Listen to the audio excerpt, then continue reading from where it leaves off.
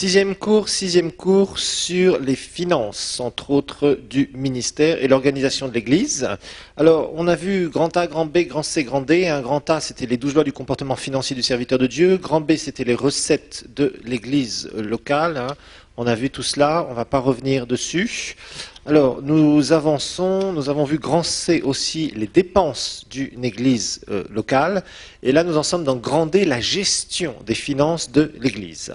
Et je vous ai montré que le serviteur de Dieu doit faire extrêmement attention et que ce n'est pas toujours facile, quand vous démarrez une organisation, de mettre en place un système de gestion et un système de contrôle de gestion. Et je vous rappelle que l'idée, c'est qu'il y ait de la sécurité et de la transparence. Parce que, eh bien, si vous voulez voir votre organisation avancée, le Seigneur vous a donné une vision, vous donnez tout ce qu'il faut du côté spirituel, il va falloir aussi du côté naturel que vous mettiez tous vos atouts. Si vous ne faites pas cela, tôt ou tard, vous allez freiner votre vision, vous allez empiéter la vision que le Seigneur vous a donnée, et par votre faute, par un manque de sagesse. Alors évidemment, tout ça, ça ne se met pas en place du jour au lendemain. Surtout que quand on démarre, eh ben, on n'a pas beaucoup de moyens. C'est sûr que c'est comme une société qui démarre. Une société qui démarre, en général, il y a le patron qui est là. Peut-être qu'il va avoir un ou deux employés, encore s'il a les moyens de se les payer au début. Et puis le reste, il va se débrouiller tout seul. Il va être au four et au moulin en même temps. Et puis petit à petit, au fur et à mesure où il y a des bénéfices, et au fur et à mesure où la société commence à se développer, on commence à employer des gens et il va falloir qu'ils le fassent évidemment d'une façon très sage.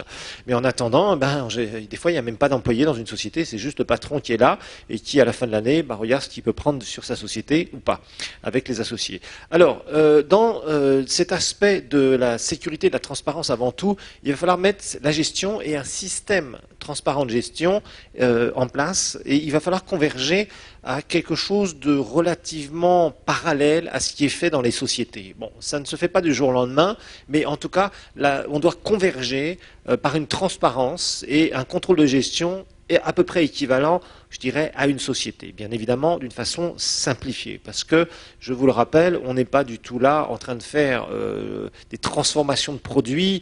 Ce n'est pas notre business principal de faire tout un tas de choses en achetant de la marchandise ou en transformant certaines matières premières et en revendant avec un bénéfice. Ce n'est pas du tout ça, puisque nous sommes des associations sans but lucratif. D'accord ?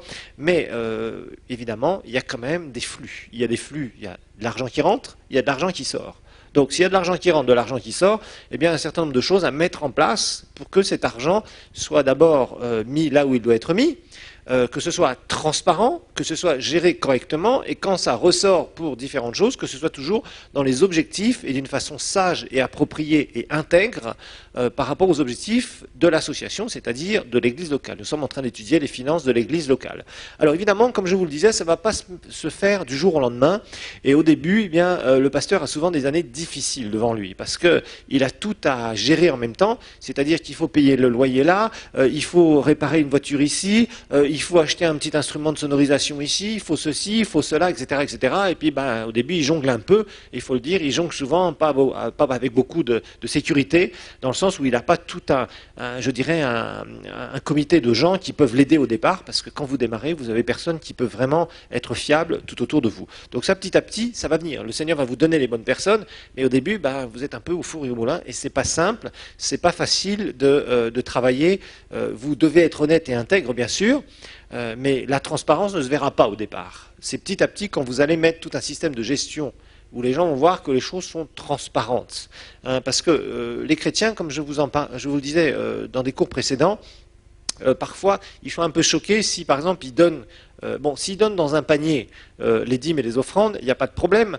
En général, ils ne sont pas là en disant je voudrais un reçu ou quoi que ce soit. Mais si vous donnez dans un secrétariat, dans une caisse, à l'église, il faut une pièce comptable. Il faut une pièce comptable tout de suite, à votre nom, ou au nom de monsieur X ou monsieur Y, mais au moins qu'il y ait quelque chose qui justifie cette entrée-là.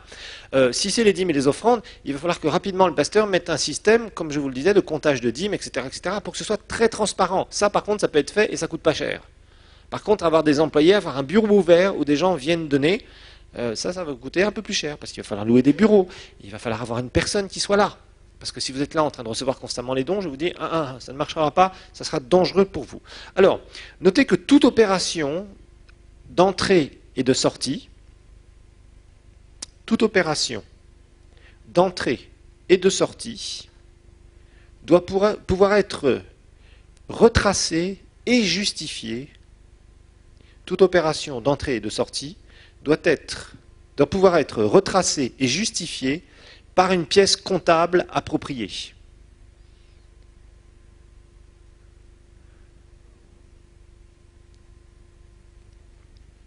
Toute opération entrée ou sortie et sortie doit pouvoir être retracée et justifiée par une pièce comptable appropriée. Donc tout ce qui entre, tout ce qui sort, ça doit être justifié. Alors je vais vous donner 6 règles. 6 règles importantes pour la gestion et le contrôle de gestion. Numéro 1, première règle.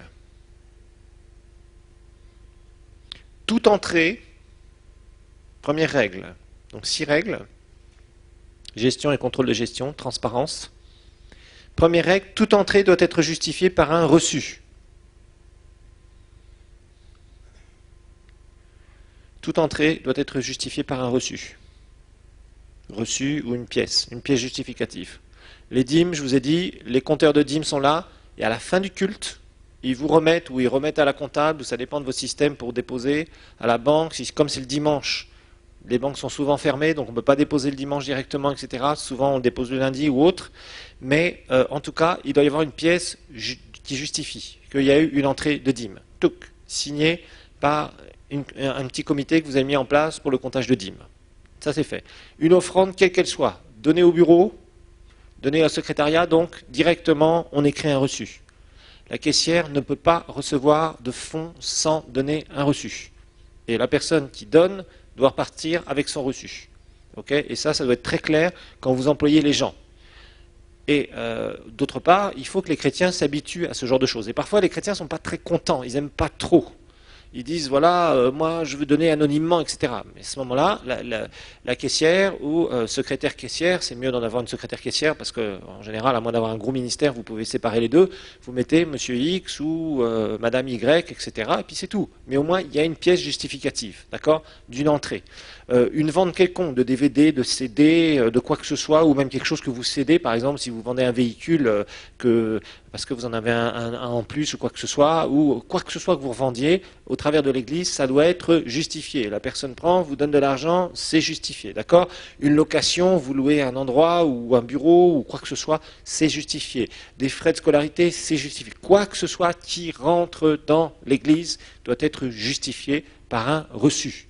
Même si c'est un petit reçu fait à la main, signé et daté, peu importe, mais il doit y avoir une pièce qui justifie et qui va servir après de pièce comptable pour votre comptabilité. Numéro 2, règle numéro 2. On doit travailler avec la banque. On doit travailler avec la banque. Je vous le dis, certains, vous travaillez dans des sociétés, vous travaillez, tout ça, pour vous, ça paraît évident, mais croyez-moi, dans les églises, ce n'est pas quelque chose qui est évident du tout. Il y a beaucoup de gens, beaucoup de pasteurs qui ne respectent aucune règle comptable. Aucune règle de transparence et ils se plaignent que les gens ne donnent pas et n'aient pas confiance en eux, mais c'est normal, c'est tout à fait normal. Donc il faut travailler avec la banque. Ça veut dire quoi? Ça veut dire que à partir du moment où il y a des entrées en liquide, en cash, automatiquement on dépose ça à la banque. À partir d'un certain montant, vous mettez une règle de gestion, vous dites à partir de tant de montants dans la caisse, hop, ça doit être déposé directement. Quelqu'un vient donner une dîme, il donne, je sais pas moi, 500 $. Qu'est-ce que vous faites avec ça? Vous les gardez dans la caisse? Non, ça doit être déposé à la banque. Ah oui, mais on va faire un achat en dollars dans la journée. Peu importe, tu déposes ça dans la banque et après tu retires. Ah, c'est embêtant, c'est gênant, c'est dérangeant, mais c'est comme ça que ça fonctionne. Il faut faire des allers-retours constamment avec la banque. Dépôt, retrait, dépôt, retrait, dépôt, retrait. Parce qu'il doit y avoir une justification. Très important. Parce que vous savez, une église, si elle veut, par exemple, emprunter une certaine somme d'argent pour acquérir un bâtiment, le banquier, pour vous prêter de l'argent, il vous demandera une chose. Ça s'appelle l'audit. Et certains d'entre vous, vous savez ce que c'est qu'un audit. On vient, c'est une maison extérieure spécialisée qui vient et qui contrôle la façon dont vous gérez et qui va faire un rapport de votre gestion. Et si vous avez un très bon audit, vous pouvez aller voir votre banquier en disant non seulement j'ai des flux, mais en plus, voilà mon audit. Et vous devez payer pour cet audit.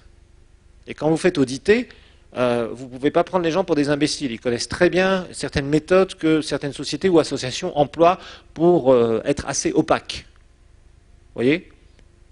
Donc tout ce qui rentre normalement, doit être déposée. Ça veut dire que quand la dîme, par exemple, arrive le lundi, parce que le dimanche, la dîme, il faut la déposer quelque part. Vous pouvez avoir un choix, soit un coffre, soit vous le mettez dans le bureau de l'église, soit vous faites différent. Il y a des pasteurs qui prennent ça chez eux en attendant le lundi, etc., etc. C'est déjà compté, c'est déjà justifié avec une pièce. Mais pour le dépôt, après, il faut déposer la dîme. Il ne faut pas que ça rentre dans une caisse et faire ressortir ça directement. Il ne faut pas faire ça. Il faut déposer. Comme ça, vous avez un bordereau où, d'abord, les compteurs de dîmes ont compté, et cette dîme, le même montant va être déposé à la banque le lendemain. Après, si vous avez besoin d'alimenter une caisse, une petite caisse qu'on appelle, vous faites un chèque d'alimentation de caisse. Et c'est de là où vous faites vos dépenses. S'il y a des plus grosses dépenses, vous pouvez faire un chèque global. Et si les gens ont confiance en vous, dans votre organisation, ils accepteront les chèques. Il n'y a pas de problème, d'accord? Donc ça, c'est clair qu'on ne passe pas, on remplit pas une caisse avec la dîme. La petite caisse, on ne la remplit pas avec la dîme. On dépose. Et après, on fait un chèque pour retirer de l'argent, pour alimenter une petite caisse avec laquelle vous allez faire des dépenses journalières. C'est comme ça que ça fonctionne. Sinon, ça veut dire qu'il n'y a pas de transparence. Ça veut dire que vous êtes en train de tout mélanger. Vous recevez de l'argent que vous ressortez tout de suite. Et cet argent n'a pas été justifié au travers de la banque. Et d'autre part, c'est bon de travailler avec la banque, parce que la banque, le jour où vous allez les voir, si vous voulez, je ne sais pas, acheter quelque chose, par exemple, vous voulez acheter un groupe électrogène, vous voulez acheter une grosse sonorisation, vous voulez acheter une voiture à crédit, la banque va vouloir voir les flux. Et si vous travaillez qu'avec la caisse, la banque ne verra rien, le banquier ne verra rien. Par contre, si le banquier voit que vous déposez, vous retirez, vous déposez, vous retirez, vous déposez, vous retirez, le banquier voit qu'il y a des mouvements. Il voit qu'il y a des mouvements positifs, il voit aussi qu'il y a des mouvements négatifs, il fera la différence, bien évidemment, mais il verra qu'il y a quelque chose qui se passe dans votre organisation. D'accord? Donc dans votre église. Rappelez-vous, les églises et les banquiers ne sont pas très amis. Parce qu'une banque, si elle vous prête de l'argent pour un bâtiment, elle se dira je ne peux pas saisir facilement une église. Ce n'est pas très moral. Vous voyez, elle sera toujours gênée de le faire. Elle le fera qu'au dernier moment, à la dernière minute, à la dernière seconde. Donc toujours les banquiers, c'est la réponse qu'ils vous donnent souvent. Ils vous diront pour une église, c'est pas facile parce que c'est très difficile après si on a un problème, si vous ne payez pas, ça nous est difficile. C'est difficile pour la réputation, si vous voulez. Si vous avez une banque, les banques saisissent facilement les maisons, ça ne pose pas de problème, c'est des individus. Saisiront des choses sur des sociétés. Mais quand c'est des églises, c'est toujours un peu litigieux quelque part, dans certains pays du monde en tout cas. D'accord? Donc, c'est important que le banquier voit qu'il y ait des mouvements aussi. Et pour qu'il voit des mouvements, il faut déposer, retirer. De toute façon, on ne mélange pas l'argent, entre guillemets. L'argent de la dîme doit être déposé à la banque, et après, on retire pour alimenter la petite caisse, et à partir de ça, il y a des dépenses qui sont faites. Alors, règle numéro 3. Toute dépense doit être demandée par un bon de réquisition. Toute dépense doit être demandée par ce qu'on appelle un bon de réquisition. Et ce bon de réquisition doit être complété, bien sûr, doit être daté et signé par le demandeur.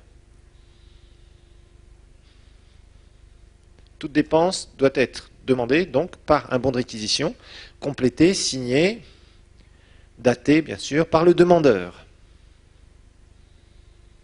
Et approuvé par le pasteur ou l'administrateur. Si vous avez un gros ministère, vous pouvez vous payer un bel administrateur. Et approuvé par le pasteur ou l'administrateur. Donc on fait ce qu'on appelle une réquisition. Il y a un problème sur la sonorisation, vous avez un logisticien qui est là, il vous dit voilà, il y a un amplificateur, pouf, qui a grillé. Il y a un haut-parleur, paf, qui a pété. Il y a un micro que quelqu'un a écrasé. Donc il faut racheter quelque chose. Vous ne le saviez peut-être pas forcément, on vient vous le dire. Ça s'est passé au culte le dimanche. Et le lundi ou le mardi, vous êtes là, et votre logisticien vient et vous dit voilà, pasteur, il y a eu un problème sur ça. Ou on a cassé 5 chaises. Vous pouvez lui dire, à ce moment-là, fais un bon de réquisition. Ça veut dire que ce soit le logisticien ou un technicien ou quelqu'un qui est habilité, qui est différent, qui est à la tête d'un des départements ou qui est employé par l'Église ou un volontaire mais qui est là régulièrement, etc., etc. Il fait ce qu'on appelle un bon de réquisition. Il réquisitionne, c'est-à-dire il demande à ce qu'on achète ça. Et après, vous allez l'approuver. Parce que c'est à vous. Et normalement, ça, c'est au pasteur de le faire, parce que le pasteur doit savoir ce qui se passe. Alors maintenant, si vous avez une très grosse église, vous avez 10 000 membres, c'est plus au pasteur de faire ça. Là, vous avez un administrateur qui va se charger de tout, et il s'en occupe, et il vous prévient, entre guillemets, vous vous mettez d'accord avec lui sur les règles pour la gestion, et puis c'est terminé. Et c'est lui qui va s'occuper de tout ça, parce qu'en tant que pasteur, vous n'aurez plus le temps de vous en occuper. Donc d'abord, il y a une réquisition. Ok, on demande quelque chose, et on voit si c'est viable. Si c'est viable, il y a une approbation par le pasteur ou par l'administrateur. Quatrième règle, toute dépense doit être autorisée. Autorisée, c'est ce qu'on appelle le bon de dépense. Bon de dépense. Et là, ça doit être bien sûr signé par celui qui autorise la dépense, qui est habilité à autoriser la dépense. Et souvent, c'est le pasteur. Sinon, c'est l'administrateur. Donc, il y a eu une réquisition, on a vu si c'était OK. Si c'est OK, on va autoriser la dépense. Donc, toute dépense doit être autorisée. Il y a un bon de dépense. Donc, ça, c'est avant de sortir l'argent. Donc, le bon de dépense, c'est ce qui permettra de sortir l'argent à ce moment-là. De la caisse, en général, ou faire un chèque. Et on sait pourquoi c'est fait. Il y a eu une demande et il y a eu une autorisation. La demande a été approuvée, maintenant on va autoriser pour sortir les sous. Voilà, tout simplement. Évidemment, il vous faudra un minimum de personnel pour faire ça. Il vous faut au moins 2 personnes. Il vous faut une caissière et il vous faut aussi comptable. En général, il vous faut 2 personnes pour faire ça, minimum. Et troisième, qui est à la tête, qui doit être le pasteur, ça c'est le minimum, ça c'est vraiment l'équipe minimum. Ensuite, numéro 5, règle numéro 5, tout doit être comptabilisé et enregistré. Tout doit être comptabilisé et enregistré. Alors, le mieux, c'est d'avoir un logiciel comptable.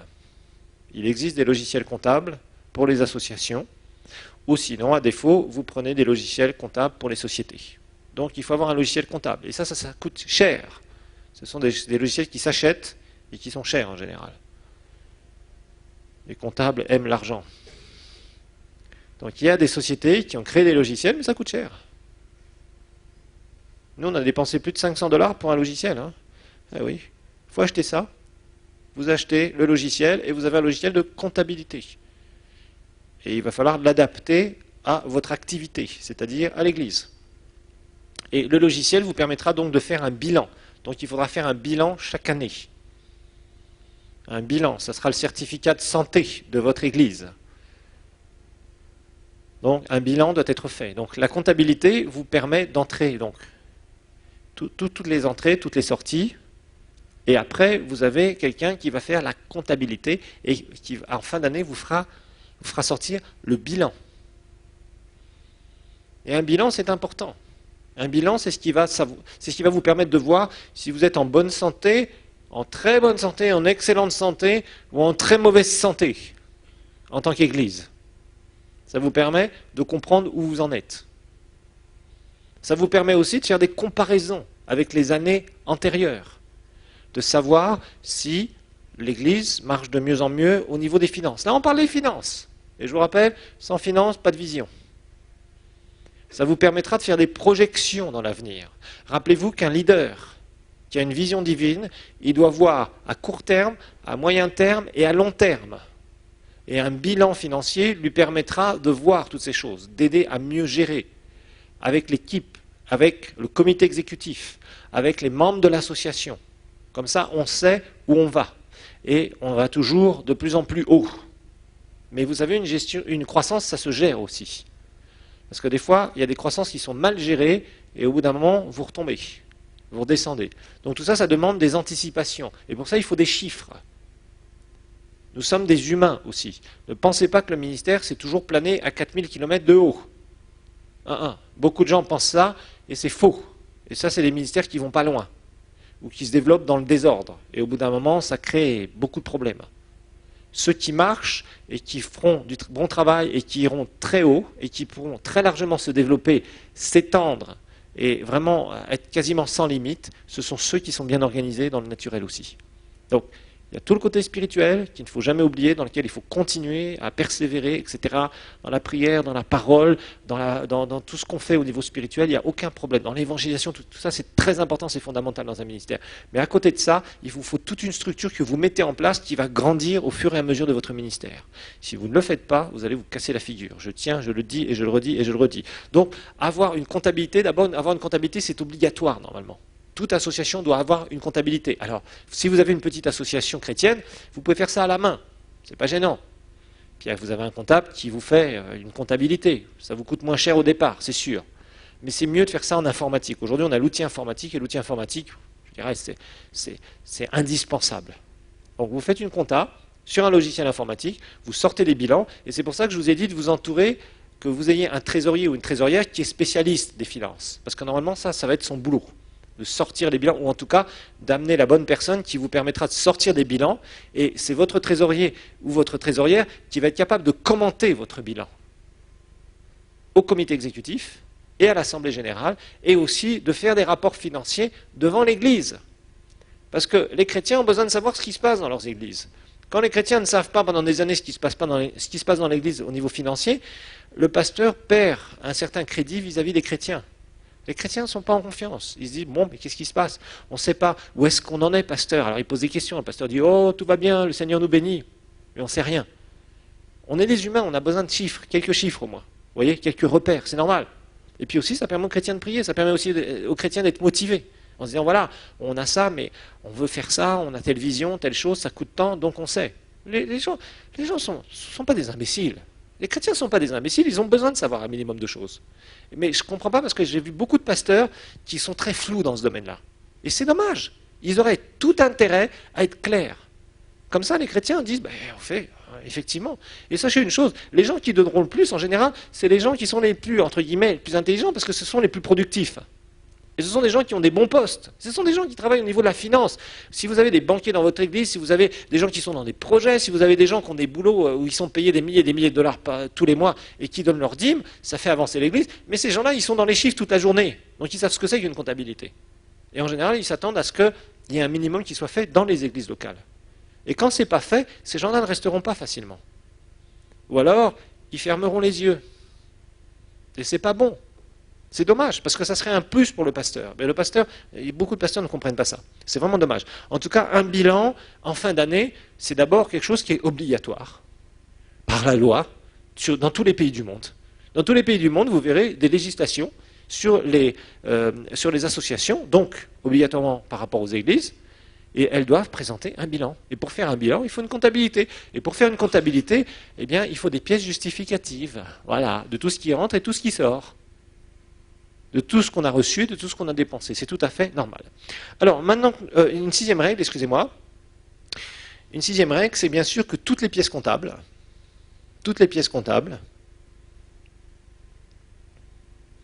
doivent être classées.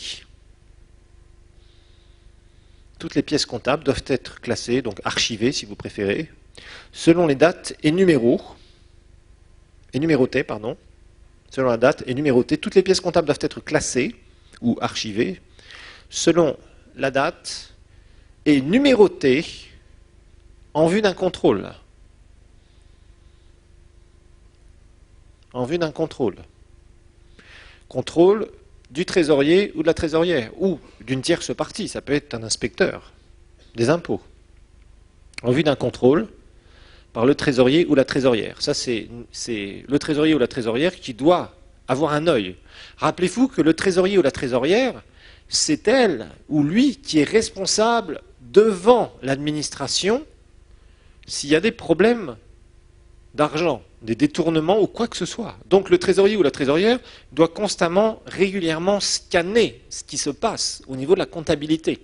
C'est quelqu'un qui est volontaire, qui fait partie du comité exécutif, donc qui n'est pas dans le staff, mais qui a aidé à mettre un système de gestion que cette personne, le trésorier ou la trésorière, comprend très bien, ce qui fait qu'à chaque moment, il ou elle peut venir, 1 heure, 2 heures, une demi-heure, une après-midi, ou quoi que ce soit, pour jeter un coup d'œil dans la comptabilité, pour savoir si la comptable ou le comptable, si le caissier ou la caissière fait son boulot correctement.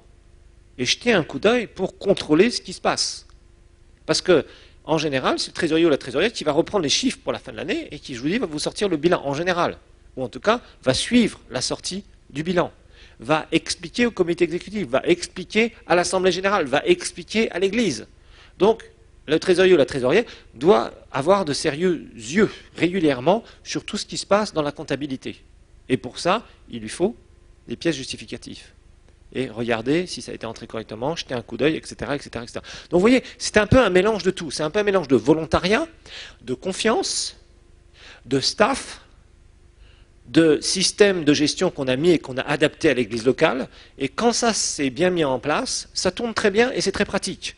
Ça décharge le pasteur de s'occuper de ces trucs-là, parce que le pasteur n'a pas à s'occuper de ça. Par contre, il doit veiller à ce que ça soit mis en place correctement. Mais le pasteur, il n'a rien à faire à toucher l'argent. C'est pas à lui de décaisser de l'argent, d'encaisser de l'argent. Non, non, non, tout ça, c'est pas son business. Lui, il donne les ordres en général pour que ça tourne bien. S'il y a des achats à faire, des gros achats, c'est lui qui donne les ordres. Après, il en a d'abord parlé souvent au comité exécutif. On a fait des budgets, on va voir ça aussi, bien sûr. Mais il n'a pas à toucher l'argent d'une manière générale. Ça sert à rien. C'est inutile. C'est pas son boulot. C'est pas son ministère. Donc, il doit déléguer. Mais il doit déléguer avec des personnes de confiance. Et il doit y avoir un système derrière tout ça qu'il doit connaître dans les grandes lignes. Il doit être là pour qu'il n'y ait pas n'importe quoi qui soit fait dans l'église. C'est lui qui donne les directives. Il a les personnes clés comme trésorier ou trésorière. Il a le staff approprié. Mais c'est trésorier ou trésorière qui jette un coup d'œil sur ce qui se passe régulièrement. C'est-à-dire qui scanne régulièrement s'il n'y a aucune irrégularité, si tout se passe bien. Et le staff fait son travail de technicien. Voilà, tout simplement. D'accord ? Alors, deuxièmement, maintenant, la comptabilité. Premièrement, on a vu sécurité et transparence avant tout. On va parler de la comptabilité. Alors, on va parler assez brièvement de la compta. Je vais vous donner des grandes lignes. Il existe de très bons livres de comptabilité. Il y a beaucoup de choses aussi sur Internet. Maintenant, je vais vous donner les grandes règles et les grandes lignes. D'accord ? Alors, grand A, on va voir définition. Je sais que pour vous, certains d'entre vous, c'est l'école maternelle, mais je suis désolé. Il y en a d'autres, c'est quasiment l'université, ils ne connaissent rien en compta, ils ne connaissent rien dans ces systèmes. Et j'essaie quand même de vous donner un minimum de bon sens pour que vous compreniez qu'il y a des choses à faire et des choses à ne pas faire. Maintenant, l'approfondissement, ça peut se faire par des professionnels ou en prenant des cours, bien évidemment. Alors, définition, donc la comptabilité, notez que c'est un système d'organisation. La comptabilité, c'est un système, donc la définition de la comptabilité, d'organisation de l'information financière. La comptabilité est un système d'organisation de l'information financière. Système d'organisation de l'information financière permettant de saisir, donc la comptabilité est un système d'organisation et d'information financière permettant de saisir, de classer, d'enregistrer des données de base chiffrées, permettant de saisir, de classer, d'enregistrer des données de base chiffrées et de présenter, donc d'enregistrer des données de base chiffrées et de présenter des états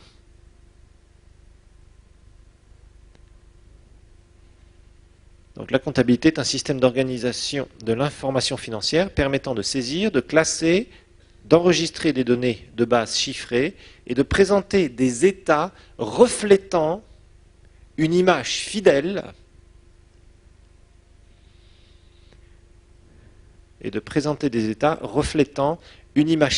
du patrimoine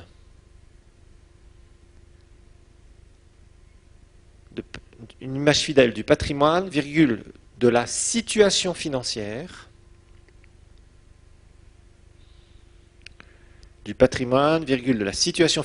et du résultat de l'organisation à la date de clôture, ou de l'entité d'une manière générale, mais là c'est l'organisation de l'église si vous préférez, et du résultat, donc du résultat comptable, du résultat financier, donc de l'organisation de l'église, de l'entité, à la date de clôture.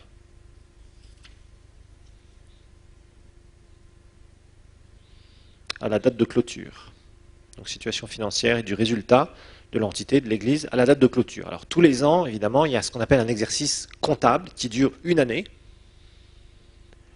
Et en clôture, en général, on choisit des dates, mais pour une église, c'est bien de faire du 1er janvier au 31 décembre. Voilà. Et pendant cet exercice comptable, sur l'année en vigueur, eh bien, il y a un certain nombre d'opérations qui vont s'effectuer. Il y a des entrées, il y a des sorties, et tout ça, ça doit être justifié, ça doit être classé dans un système qui est compréhensible à tout le monde. Donc c'est pour ça que les comptables, il y a ce qu'on appelle des plans comptables, où il y a un certain nombre de choses que vous mettez, des entrées qui se mettent dans certaines classes de compte, des sorties qui se mettent dans telle classe de compte, des immobilisations, etc., etc., etc. Il y a des comptes de bilan, etc. Il y a différents systèmes comptables qui sont connus. Et dans chaque pays, eh bien, on doit se conformer à cela. C'est pas simplement je prends un cahier, j'ai dépensé ça, j'ai reçu ça. Ah, c'est pas comme ça que ça marche. Ça, c'est vraiment trop basique. Ça, c'est bien si vous avez une boutique et vous faites un petit commerce. Mais pour une église, c'est autre chose. Vous êtes une association, donc vous devez vous conformer à un certain nombre de lois et de règles. Et il y a des règles de comptabilité qui sont connues, qu'on trouve dans toutes les nations du monde. Il suffit de les chercher. Et on doit se conformer à un certain plan de comptabilité. Si on ne fait pas ça, nous sommes hors la loi. Et bon nombre d'organisations chrétiennes, et dans pas mal de pays du monde, sont hors la loi. Ils font n'importe quoi. Ils marchent par la foi.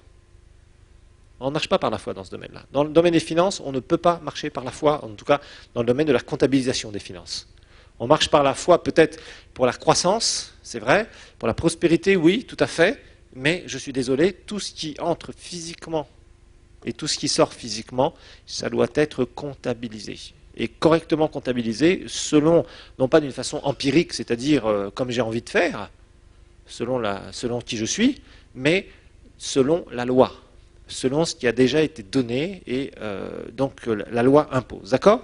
Alors la comptabilité, sachez-le, c'est pas le lot du pasteur. La comptabilité, je dirais, un pasteur n'a pas besoin d'être un comptable. Par contre, il doit savoir un peu, en gros, comment ça marche. C'est important, parce que lui-même va devoir prendre des décisions. Rappelez-vous que c'est lui qui va gouverner l'Église, il est avec une équipe de gens, mais il va dire, bah, écoutez, il faut qu'on achète ça cette année, il faudrait qu'on fasse ça, etc., etc., etc. Et ses collaborateurs, entre guillemets, c'est-à-dire le comité exécutif, va dire, bon, écoutez, pasteur, on va faire ça, etc. Et il doit être capable de dire à sa trésorière, bon, écoute, il faudrait que tu analyses un peu plus précisément les chiffres et que tu me dises si on aurait telle possibilité, combien on pourrait rembourser, qu'est-ce qu'on pourrait faire, etc., etc., etc. Vous voyez, quelle est la croissance depuis l'année dernière, etc. Le pasteur doit savoir un peu tout ça. Donc il doit savoir en gros comment ça marche. Il n'y a pas besoin d'être dans tous les détails. Ça ne sert à rien. Le pasteur n'est pas un technicien au niveau de la comptabilité. Absolument, absolument pas. Vous voyez? Par contre, il faut quand même faire attention. Il faut savoir à peu près comment ça marche. Comme ça, il ne va pas faire n'importe quoi. Il ne va pas décider n'importe quoi, parce que sinon les gens vont être affolés autour de lui, et c'est normal. Et c'est bon, je vous dis, une bonne comptabilité, de bons bilans, quelqu'un qui vous donne les chiffres et qui vous explique la croissance de l'Église au niveau financier, c'est très bon. Ça vous permet de faire des projections. Et on en a besoin. Ça permettra aussi de faire des budgets, parce qu'il va falloir parler budget, établir des budgets. On ne peut pas faire n'importe quoi. On doit savoir où on va. On verra que, bon, il y a quand même un certain flottement, parce qu'il y a la croissance de la vision, etc., etc., qui parfois est difficile à déterminer, mais on doit savoir un minimum de choses. Donc on doit savoir en tant que pasteur comment ça se passe en gros, pas en détail. C'est pas notre business. Savoir que le compte 66 600 machin truc représente ça, ça c'est pas le lot du pasteur. Ça, c'est le trésorier ou la trésorière qui doit savoir ça. Ça, oui, d'accord, parce qu'il doit avoir une très bonne base financière au niveau de ses connaissances, ça c'est clair. Il doit savoir tout lire dans la compta et dans les bilans. Sinon, vous n'avez pas un trésorier ou une trésorière, vous avez un figurant. Un trésorier ou une trésorière, je vous rappelle, doit être au maximum un professionnel de la finance et de la comptabilité. Sinon, vous faites fausse route. Si vous avez quelqu'un qui est autour de vous, qui est juste là pour signer des chèques, vous êtes très mal. Ce n'est pas un trésorier ou une trésorière, ça. Ça, c'est un figurant. Ce n'est pas la même chose. C'est bon pour faire des films. Ce n'est pas bon pour vous entourer. D'accord? Il vous faut quelqu'un qui connaisse le monde de la finance et qui connaisse la comptabilité. Comme ça, il va vous aider. Au départ, c'est lui qui va le faire et après, il va vous mettre en place les systèmes. Ok. Grand B, maintenant, on va voir les différentes classes de comptes. On va passer assez brièvement là-dessus parce que c'est pas passionnant. En tout cas, c'est pas une tasse de thé pour moi. Mais c'est des choses qu'il faut savoir. Les différentes classes de comptes. Alors, on va voir en sous-titre les comptes de bilan.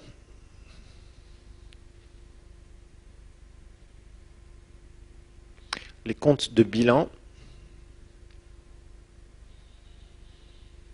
Et notez que les opérations relatives au bilan,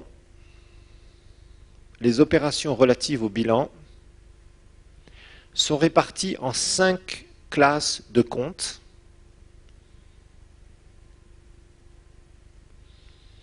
Les opérations relatives au bilan sont réparties en 5 classes de comptes qualifiées de comptes de bilan. les opérations relatives au bilan sont réparties en 5 classes de comptes qualifiées de comptes de bilan.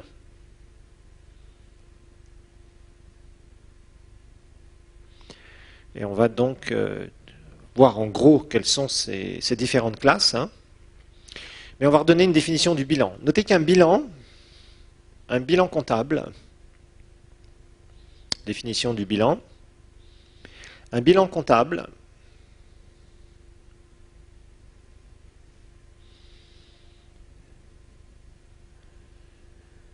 est un document qui synthétise.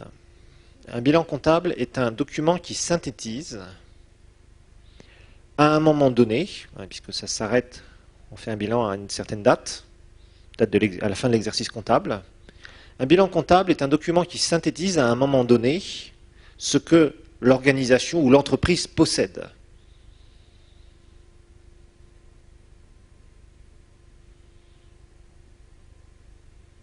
Ce que l'entreprise possède, c'est ce qu'on appellera l'actif. Ce que l'entreprise possède, c'est l'actif. Alors ça peut être des terrains, des immeubles, etc.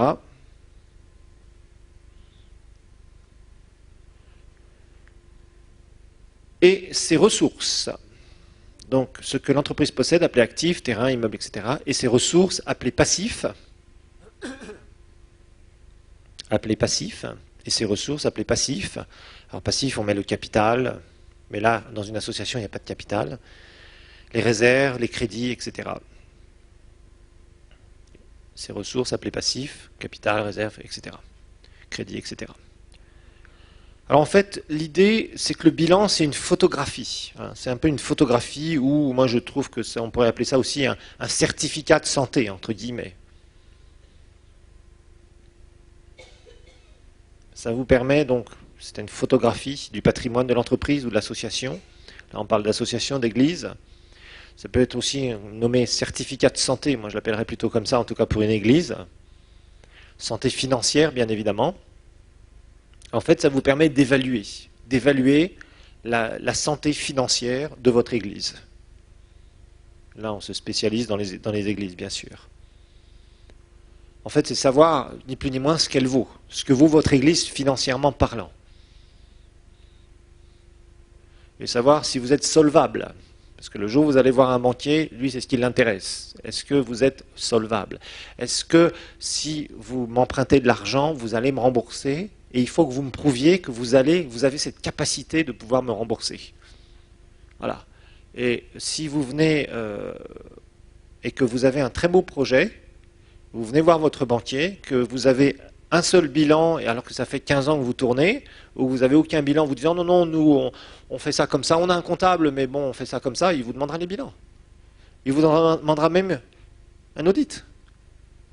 Non, non, on ne fait pas tout ça, parce que, en fait, écoutez, on est une église. Hein. Ah, très bien, vous êtes une église. Ah oui, vous êtes une église. Ah, j'avais oublié, vous êtes une église. Au revoir, monsieur. Merci, monsieur le pasteur, c'était très gentil. Et souvent, il va gentiment vous faire sortir, quoi. Parce qu'il voit que vous n'êtes pas viable financièrement. Et quand on parle d'argent avec un banquier, il faut prouver qu'on a ce qu'il faut derrière. Qu'en fait, on fonctionne d'une manière, je dirais, qu'un banquier peut être satisfait de vous voir fonctionner comme ça, parce qu'il dit, tiens, eux, ils fonctionnent d'une certaine façon. Un peu comme une entreprise. Pourtant, c'est une association. Mais apparemment, quand on leur parle, quand on leur dit certains termes, ils comprennent quelque chose. Vous voyez ? Le pasteur qui arrivera, qui veut je ne sais combien de dizaines de milliers de dollars ou de centaines de milliers de dollars et qui n'a rien, aucune gestion, aucun bilan, rien, il veut dire, monsieur, vous êtes hors la loi. Il faudrait peut-être vous conformer à la loi. On ne peut pas fonctionner avec vous comme ça. On ne peut pas vous prêter d'argent comme ça. Et c'est clair. Vous savez, prêter de l'argent à une association pour une banque, c'est quelque chose qui est délicat. Très délicat. Une société, c'est plus facile. Mais une association, c'est toujours plus difficile. Parce qu'en général, une association n'empruntera pas. Une association va vivre avec des dons. Le défi que nous avons en tant qu'Église, c'est que, entre autres, pour un achat de bâtiment, c'est un investissement qui est énorme pour une Église. C'est un défi. Donc, il va falloir arriver à convaincre un professionnel de la finance, alors que vous êtes une association, dont vous êtes supposé être non lucratif, dont vous êtes supposé ne pas faire de bénéfices, et vous voulez de l'argent et vous voulez rembourser un banquier. C'est un défi pour le banquier aussi. Vous voyez? Donc il va falloir prouver quelque chose. Donc c'est pour ça que ce que vous faites dans votre ministère aujourd'hui, la façon dont vous allez gérer les choses, ça sera payant ou pénalisant pour demain. Vous voyez? Si vous avez bien marché d'une façon transparente et que le banquier le voit bien, que vous avez des bilans, que vous avez un audit ou plusieurs audits, que vous avez des gens qui parleront finance quand vous les amenez avec vous en tant que pasteur pour aller convaincre le banquier, s'il voit vraiment des gens qui savent de quoi ils parlent, qui savent où ils vont, il penchera certainement la balance en votre faveur. S'il voit des gens qui n'ont rien et qui ne font rien de transparent, qui font tout et n'importe quoi, ben, ces gens-là devront se débrouiller avec leurs propres finances. Alors c'est sûr que tout dépend de quel type d'église vous voulez. Mais si vous voulez construire quelque chose qui va durer et qui va être stable, qui va être fort, il vous faudra beaucoup d'argent. Et une partie de cet argent, en général, il faudra l'emprunter. Ce qui n'est pas, je vous dis, facile, parce que les banques prêtent difficilement aux associations. Très difficilement. Parce que les associations, c'est toujours quelque chose d'assez instable. Ça n'a pas de garantie, ça ne produit pas, théoriquement, ce n'est pas lucratif, etc., etc. Et le banquier, lui, il est très très frileux par rapport à l'Église, en général. C'est pour ça que, pour le convaincre, il faut lui amener un certain nombre d'arguments, et il va falloir être plus sage que lui, entre guillemets, c'est-à-dire lui montrer qu'il y a quelque chose derrière. Sinon, vous allez être obligé d'acheter cash votre bâtiment. Ou alors, acheter un terrain cash et construire avec vos finances. Ça va demander du temps. Ça, c'est une solution, mais qui est moins rapide. Et qui demande du temps, et qui souvent les églises échouent dans ce domaine-là, parce que justement, il va falloir, je dirais, petit à petit, on a un peu d'argent là, on construit ici, etc., etc. Alors ici, par exemple, on est dans un pays où on peut rentrer dans des bâtiments encore en construction.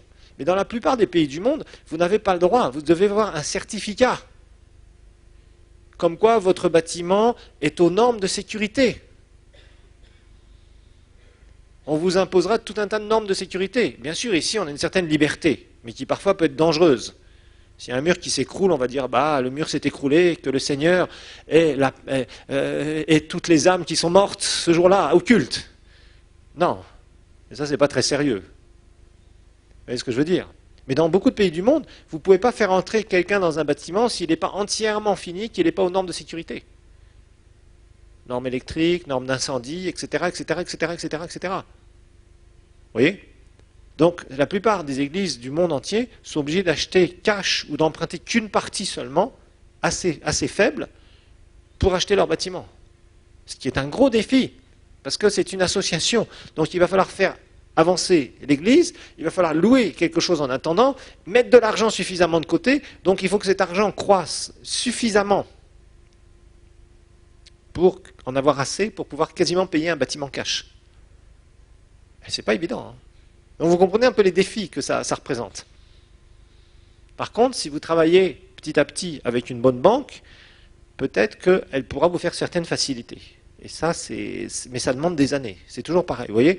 Donc le bilan, la comptabilité, c'est pas quelque chose qu'il faut mettre à côté. Et puis d'autre part, si un jour un gouvernement ou un autre commence à dire mais on va vérifier toutes ces associations-là, et que vous n'avez rien fait comptablement, que vous êtes hors la loi, vous pouvez avoir de sacrés problèmes. On peut fermer l'association, on peut mettre des amendes, on peut redresser l'association financièrement, on peut créer des problèmes aux pasteurs, etc., etc., etc. Et ça arrive tôt ou tard dans tous les pays du monde. Donc il vaut mieux prévenir que guérir. Parce que le jour où on est dans des ennuis financiers, par exemple une église qui se fait redresser fiscalement parce qu'elle n'a pas fait des comptes corrects, où on estime qu'il y a certaines choses lucratives qu'elle a faites et qu'elle devrait payer des impôts dessus, ça arrive parfois dans certains pays du monde. Et ça fait mal au pasteur. Parce que le pasteur se retrouve avec des inspecteurs des impôts qui sont là, dans l'église, dans les bureaux de l'église, et qui fouillent tous les comptes. Et qui commence à dire, oui, mais entre telle date et telle date, nous n'avons aucune pièce justificative. Ah oui, c'est vrai, c'est le frère untel, un jour il est parti, il était dans le bus et on lui a volé son sac et il y avait toutes les pièces. Ah, mais l'inspecteur des impôts, il n'aime pas trop ça, parce que pour lui, ça sent la magouille. Vous voyez? Quand il fait son travail, bien sûr, pas quand il est corrompu. D'accord? Mais quand il fait son travail correctement, là où il y a des trous, là où il y a des malfaçons, eh bien, il vous dira non. Qu'est-ce que vous avez fait avec cet argent-là? Qu'est-ce qui est rentré à cette période-là? etc., etc., etc. Vous avez des cultes tous les dimanches. Normalement, il y a de l'argent qui rentre tous les dimanches. Où est cet argent? Il y a eu combien? Etc., etc. Vous voyez? Et ça, sachez une chose. Dans tous les pays du monde, ça va s'harmoniser de plus en plus. Donc, il faut se prémunir. Et d'autre part, nous devons, imaginez-vous un pasteur qui est devant un inspecteur des impôts et qui fait le profil bas, parce qu'il n'a pas de comptabilité. Excusez-moi, ça la fout mal. Oui, mais Jésus vous aime, monsieur l'inspecteur. Oui, mais moi, je voudrais quand même voir si vous êtes intègre dans les finances, monsieur. Vous voyez un peu, ça discrédite l'évangile. Il y a beaucoup de choses comme ça qui discréditent l'évangile. Et une partie, c'est de la responsabilité du leader, du pasteur. Donc, ce que j'essaie dans ces cours-là, c'est d'implanter en vous cet aspect d'excellence et cet aspect de sérieux. On n'est pas en train de jouer à l'église. Dans le monde entier, on voit des églises poussées à droite, à gauche, etc., etc. Il y en a qui ouvrent, il y en a qui ferment, tous les jours. Le problème, c'est qu'il faut conscientiser le peuple de Dieu. Nous devrions briller dans tous les domaines. Et particulièrement dans le domaine des finances. Il y a beaucoup d'églises qui ne brillent pas dans le domaine des finances et qui ont des problèmes. Et c'est dommage, parce que Dieu a un message de prospérité extraordinaire pour l'église de Dieu. Donc c'est dommage. En fait, on est en train de passer à côté de certaines choses que Dieu voudrait qu'on fasse et qu'on puisse avoir, dont il voudrait qu'on bénéficie, parce que dans le naturel, nous ne faisons pas notre part. Et que nous spiritualisons tout de A jusqu'à Z. Alors, classe numéro 1, c'est ce qu'on appelle les comptes de capitaux. Donc en fait, les associations reprennent une partie des plans comptables des sociétés, plans comptables reconnus dans chaque nation, mais d'une façon plus simplifiée, bien évidemment. Alors, les comptes de capitaux, c'est extrêmement simple dans une association, dans une église surtout. En fait, c'est ce qu'on appelle les capitaux propres, il n'y en a pas normalement. Fonds propres, emprunts et dettes assimilées. Donc, les comptes de capitaux, c'est capitaux propres normalement, mais ça c'est pour les sociétés. Autres fonds propres, en général, il n'y en a pas non plus. Et emprunts et dettes assimilées.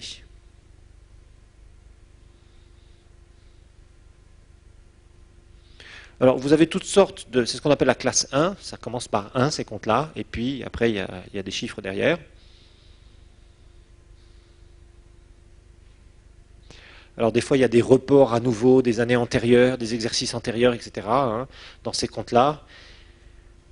Donc je ne veux pas m'éterniser là-dessus, parce que là c'est d'abord assez simple, parce que c'est une association, donc il y a très peu de comptes de capitaux, c'est surtout des reports en général, des années antérieures, et puis bien sûr s'il y a des dettes. Alors, classe 2, c'est les comptes d'immobilisation.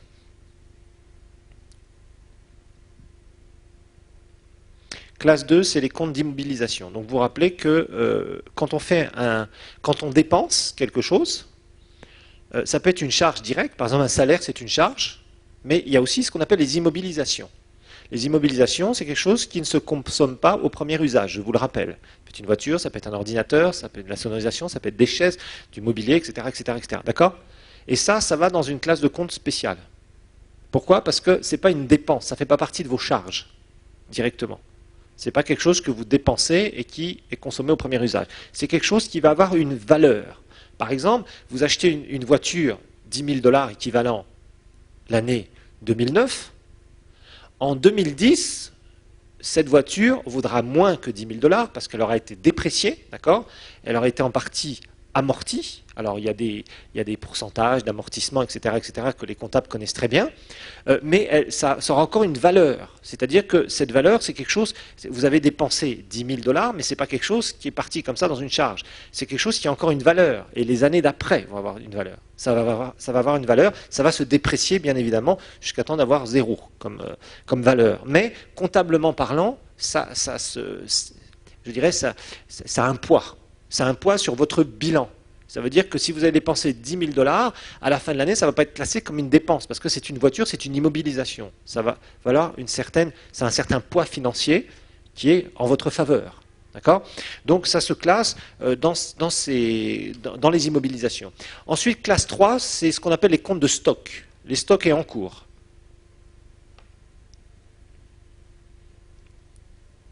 Les stocks et en cours. Alors là, c'est pareil, il y a peu de stocks. on fait ça en fin d'année, on regarde ce qu'on a comme stock, mais en général, dans une église, on n'a pas énormément de stock, parce qu'on n'est pas une entreprise. Une entreprise, ces comptes-là, ils s'en servent souvent, parce que, effectivement, ils se retrouvent avec un certain stock en fin d'année qui vaut un certain montant d'argent. C'est quelque chose qu'ils ont acheté, mais ce n'est pas une dépense, ce n'est pas une charge non plus. C'est quelque chose qui est supposé être transformé ou revendu après transformation, ou revendu directement. Une entreprise, par exemple, elle achète 10 ordinateurs, si c'est une boîte d'informatique, si à la fin de l'année elle a 10 ordinateurs, ça vaut quelque chose comptablement parlant. Donc c'est encore en stock, par exemple. Et c'est valable pour le bilan de l'année, et ça se comptabilise. Bon, ensuite il y a les comptes de tiers. Les comptes de tiers.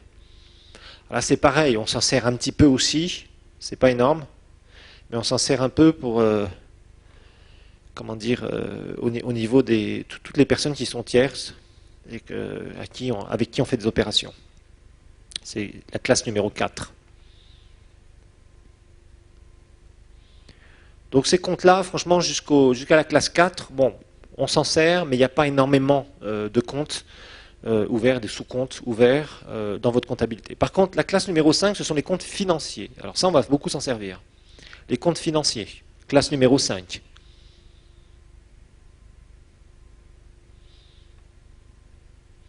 Classe numéro 5, c'est tous les comptes financiers. Alors, tout ce qui va être banque, etc., donc tout ce qui est espèces, tout ce qui est chèques, toutes les opérations financières, ça passe par ces comptes-là.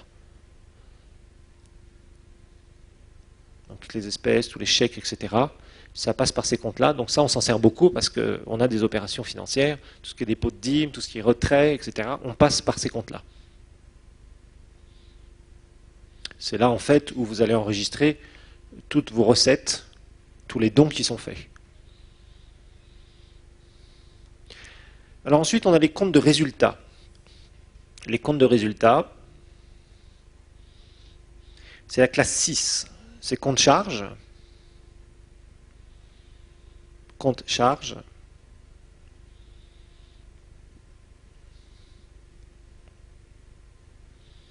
Alors ça, là évidemment, on s'en sert énormément. Tout ce qui va être salaire, tout ce qui est essence, téléphone, machin, truc. Alors là, les comptes charges, évidemment, on s'en sert énormément. Tout ce qu'on va dépenser. Tout ce qu'on va dépenser et qui se classe dans les charges, c'est-à-dire tout ce qui n'est pas immobilisation, tout ce qui va se consommer. Vous achetez du papier toilette, pouf, ça va aller dans les comptes charges. Vous payez des salaires, ça va dans les comptes charges. Vous offrez un repas au restaurant à des visiteurs, ça va dans les comptes charges. Vous achetez un ticket d'avion pour un visiteur, ça va dans les comptes, etc., etc. Partout, ça va dans l'électricité, etc., les loyers, tout ça, ça va dans les comptes charges. Donc évidemment, les comptes charges, il y a beaucoup de sous-comptes qui vous permettent donc de voir ce que vous dépensez. Comme ça vous permet de classer vos dépenses. Dans le support de cours, le syllabus, je vous ai fait un peu un plan comptable classique pour une église. On en parlera un peu plus tard, pour vous montrer un petit peu tout ce qui est classique qu'on retrouve dans une église. Il y a beaucoup de choses qu'on ne retrouve pas par rapport à une société, et il y a des choses qu'on trouve dans une église qu'on ne trouve pas dans la société. Dans une société, par exemple, dans une société, vous ne trouverez pas un compte où il y a dîmes et offrandes. D'accord? Bon. Et puis, dans les comptes charges, c'est pareil, il y a beaucoup de choses qu'on trouvera qui sont très spécifiques à l'Église de Dieu. D'accord? Donc, c'est vraiment tout ce qui est l'exploitation, en fait, l'exploitation de l'Église. Et il y a beaucoup de sorties dans une Église, c'est clair. Il faut payer ça, il faut réparer ça, il faut faire ceci, il faut faire cela. Bon, toutes sortes de choses. Il y a beaucoup de choses dans les comptes charges. D'accord? Alors, il y a la classe 7 aussi, c'est les comptes de produits.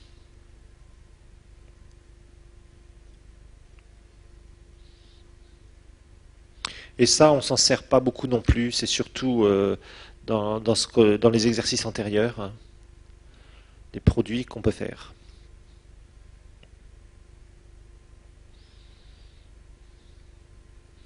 Alors, on va s'en arrêter là, et la prochaine fois, je vous donnerai brièvement, on passera assez succinctement, hein, puisque vous l'avez dans votre support de cours, et puis c'est pas la peine de détailler tout ça. C'est pas un cours de comptabilité, c'est un cours simplement pour pour vous expliquer certaines choses. Je vous donnerai le plan comptable typique pour une association d'église, hein, qu'on retrouve, je dirais, qu'est-ce qui est vraiment tout à fait typique comme compte. Ce qui vous permettra après de jeter un petit coup d'œil, et certains d'entre vous, d'adapter ça sur vos organisations.